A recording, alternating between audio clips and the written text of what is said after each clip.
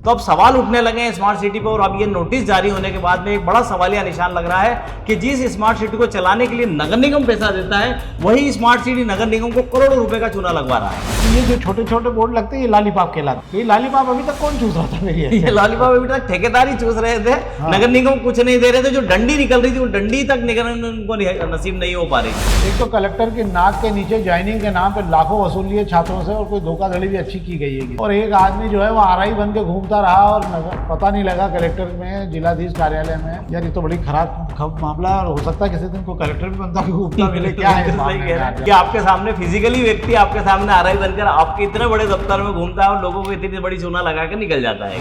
Bypass से, ring road से सब निकल जा रहे थे। आज पहली बार जो है बादल इंदौर में प्रवेश कर गए, और ऐसी झमाझम बारिश शुरू हुई थी कि शहर भर में एकदम खुशहाली का माहौल हो गया। जो हो मजा आ गया आपको शाम तक। पर मुझे ऐसा लगता है साथ कि ऊपर वाले ने एक व्यवस्था लगाई होगी नगर निगम को बताने के लिए। आज ट्रायल टेस्ट होता है ना, सब पंचर सुधारने वाला पंचर देखता है, ऐसे का ऐसे ही मामला हुआ होगा कि आज जो है कहाँ सड़क पे पानी भर रहा है, उसको देख कर नगर निगम की तैयारियों को लेकर आज ट्रायल हुआ होगा।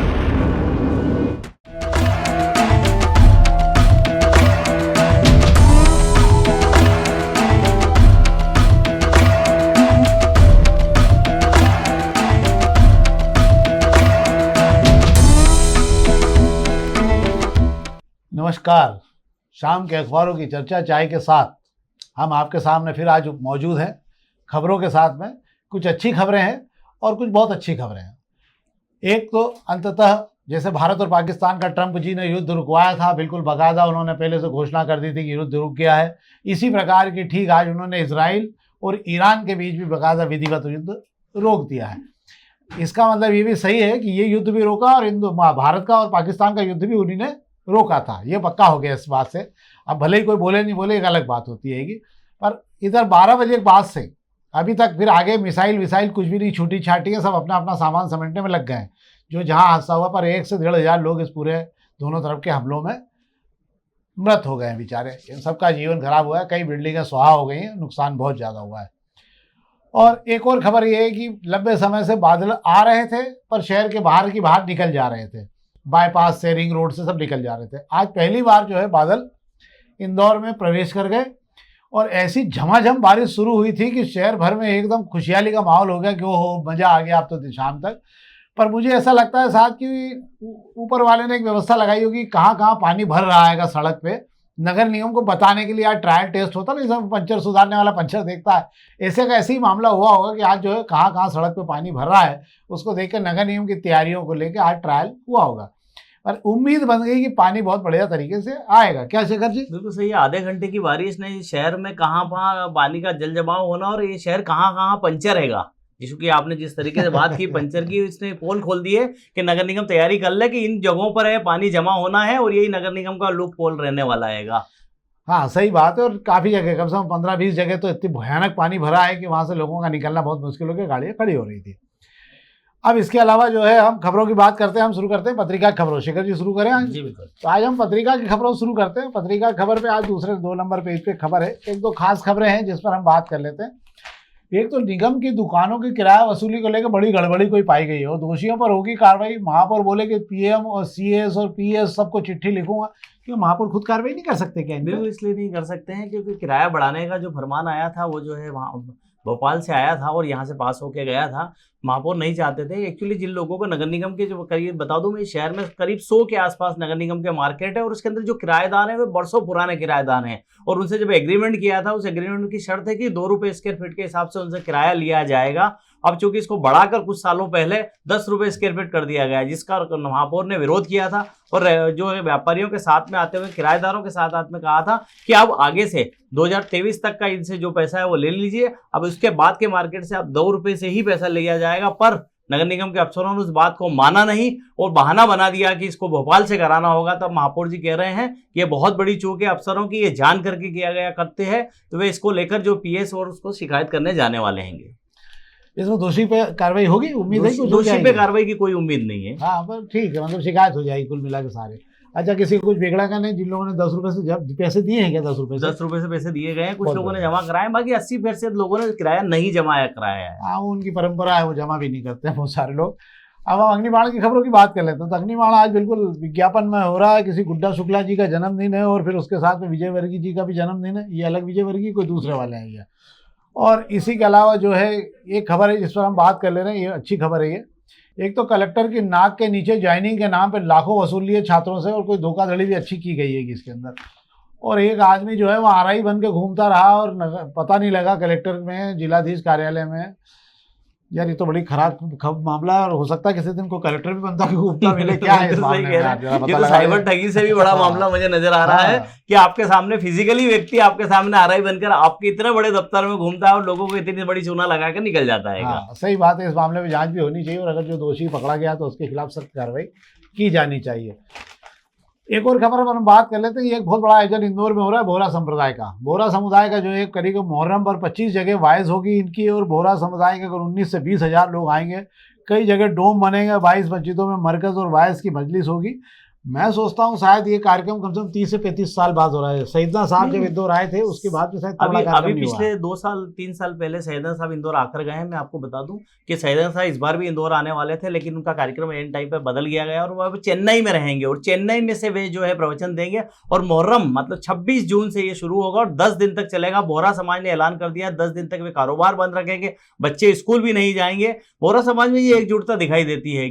और सैयदना साहब जो वाइज करेंगे उस वाइज को सुनाने के लिए इंदौर में देश दुनिया में रहने वाले 90,000 मोहरा समाज के जो लोगों ने पंजीयन कराया वे इंदौर आ रहे हैं।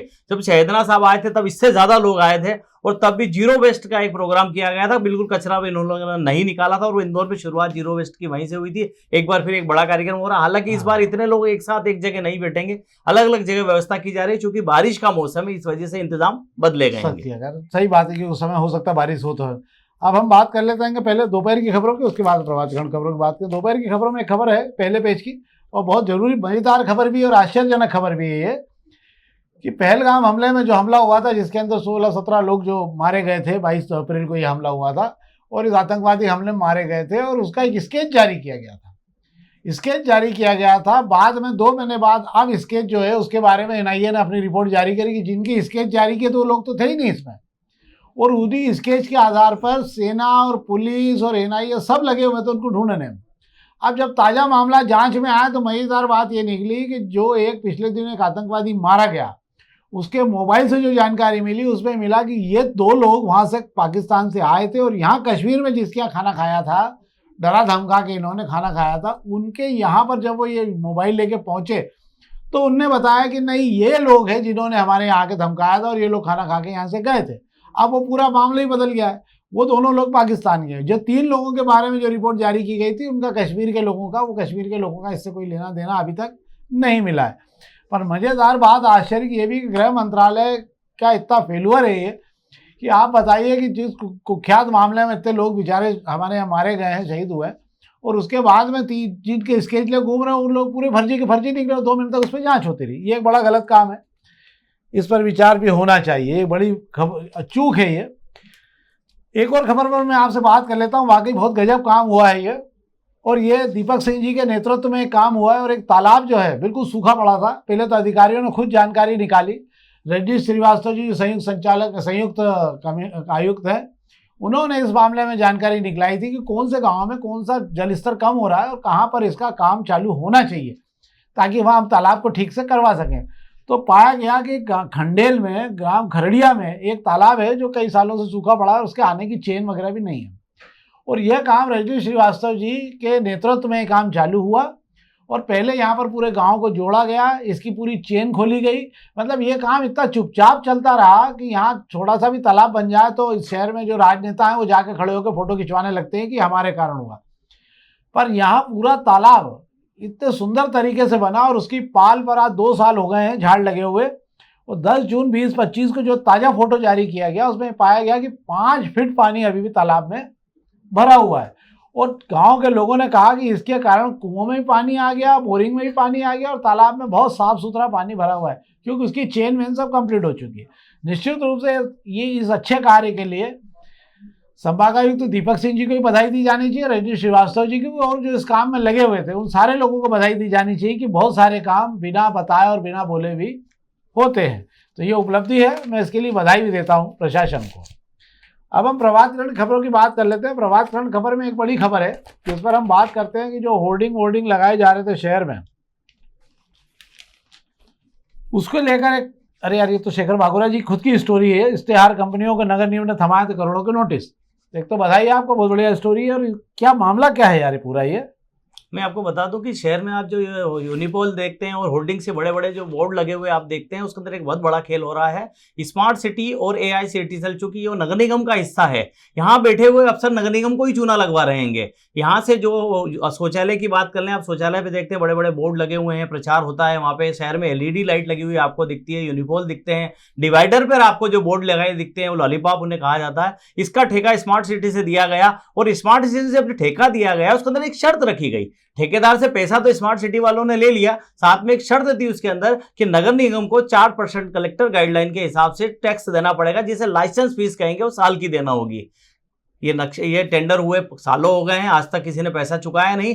करोड़ों रुपए के नोटिस निकाले गए हैं। अब नगर निगम में बड़ी हिम्मत करके ये नोटिस निकाले हैं। वजह है कि नगर निगम से जो नोटिस निकालने वाले अफसर हैं, वही जो स्मार्ट सिटी में जाके भी बैठते हैं। अपने ही को लेकर ये नोटिस कैसे दे सकते थे, अपनी किरकिरी हो रही थी। पर भोपाल में एक बड़ी शिकायत हुई है, उस शिकायत के बाद में नोटिस देना एक मजबूरी हो गई थी। और ये कमिश्नर कभी नहीं चाहते थे कि इस तरीके के नोटिस दिए जाए, क्योंकि नगर निगम की किरकिरी और स्मार्ट सिटी वैसे भी अभी जनप्रतिनिधियों के निशाने पर है। पिछले दिनों राजेंद्र राठौर ने पीएमओ तक शिकायत की है कि स्मार्ट सिटी वालों ने जो है नेहरू पार्क को है कंक्रीट बना दिया और यहाँ बड़ा भ्रष्टाचार किया गया है।